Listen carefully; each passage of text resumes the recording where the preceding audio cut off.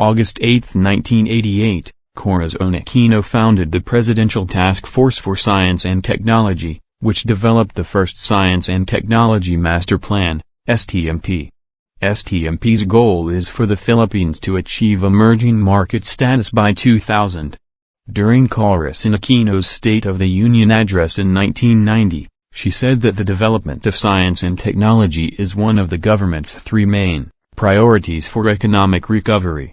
The Aquino administration recognizes the importance of science and technology for the development of the Philippines in emerging markets. Funding for the science and technology sector tripled from $464 million in 1986 to $1.7 billion in 1992. A Science and Technology Master Plan has been formulated which aims to modernize manufacturing, modernize research and develop infrastructure for scientific and technological purposes. Fidel Ramos administration, there was a marked improvement in science and technology in President Fidel Ramos' State of the Union address. In the third SONA, the staff of natural science and technology specialists increased significantly. In 1998 it was estimated that the Philippines had around 3,000 skilled scientists and engineers. In addition, there are two newly built Filipino science secondary schools in Visayas and Mindanao, which promote the development of young people through progress. During his term, he was able to establish programs that were significant to the field of S&T. In 1993, Science and Technology Agenda for National Development was established.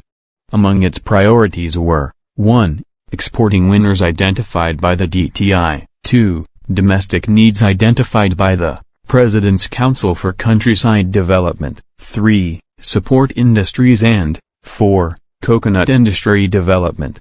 Congress, during his term, was able to enact laws that were significant for the field. Among were, 1. Magna Carta for Science and Technology Personnel, Republic Act No. 8439, 2. Science and Technology Scholarship Law of 1994, Republic Act No. 7687, and, 3. Inventors and Inventions, Incentives Act, Republic Act No. 7459. The Intellectual Property Code of the Philippines, Republic Act No. 8293, was enacted during Ramos' term. During President Joseph Estrada's term, he notably signed the Philippines Clean Air Act of 1999, Republic Act 8749. Which aims to protect and preserve the environment and ensure the sustainable development of natural resources.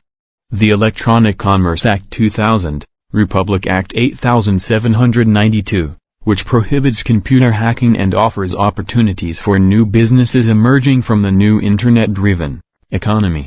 In addition, in his first speech at the State of the Union, President Estrada launched a comprehensive program based on low-cost irrigation technology. He also announced that donations would go out, meaning basic health, basic nutrition, and education that benefited those who wanted to buy it but couldn't afford it. Finally, he said that they would speed up the program to establish one science high school in every province. In the Gloria Macapagal Arroyo administration, the science and technology sector of the Philippines was dubbed as the Golden Age of Science and Technology by then Secretary Estrella Albastro. Many laws and projects that have an impact on the environment and science promote technology as a tool to improve the economic level of the country. This is intended to help increase the productivity of science, technology and innovation and help the poor. In addition, the term Innovation Philippines was introduced to help the Philippines become the center of innovation in Asia.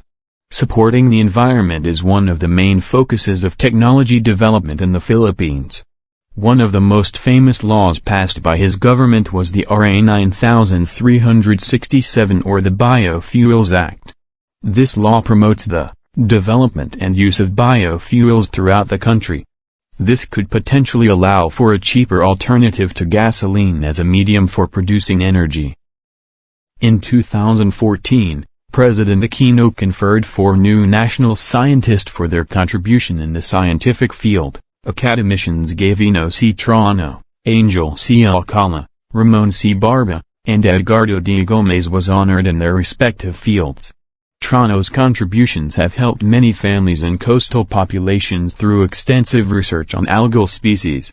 Alcala, on the other hand, served as a pioneering scientist and defender of coral reefs in addition to his contributions to taxonomy, ecology, and herpetology. Barba's contribution turned seasonal fresh fruit supply into year-round mango availability through her research on mango bloom induction and micro-reproduction of important plant species. Finally, Gomes led a national coral reef damage assessment leading to national protection. The administration of PRRD gives a lot of achievements in line with the S&T. Secretary Fortunato Della Penna said these include accomplishments in the fields of transportation, healthcare, disaster mitigation and many more.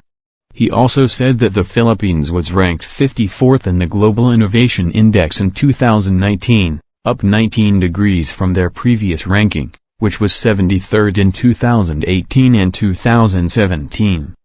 Global Innovation Index rankings and the global economy based on innovation potential, institutions, human capital and research, infrastructure, business complexity, market complexity, knowledge and technology outcomes, and creative outcomes. Della Penna also noted that the number of BALIC scholars who have worked at other universities has increased in 2019. Most of them work in healthcare, agriculture, water and marine resources, energy and new technologies. In 2019, the president of DUST was part of several official foreign delegations of President Duterte. DUST carries out bilateral cooperation with various countries, including Russia, Japan, China, USA, Indonesia and South Korea, not only through them, but also by participating in several technology exhibitions. The biggest of the major accomplishments claimed by the Duterte administration was its other centerpiece program, Build, Build, Build,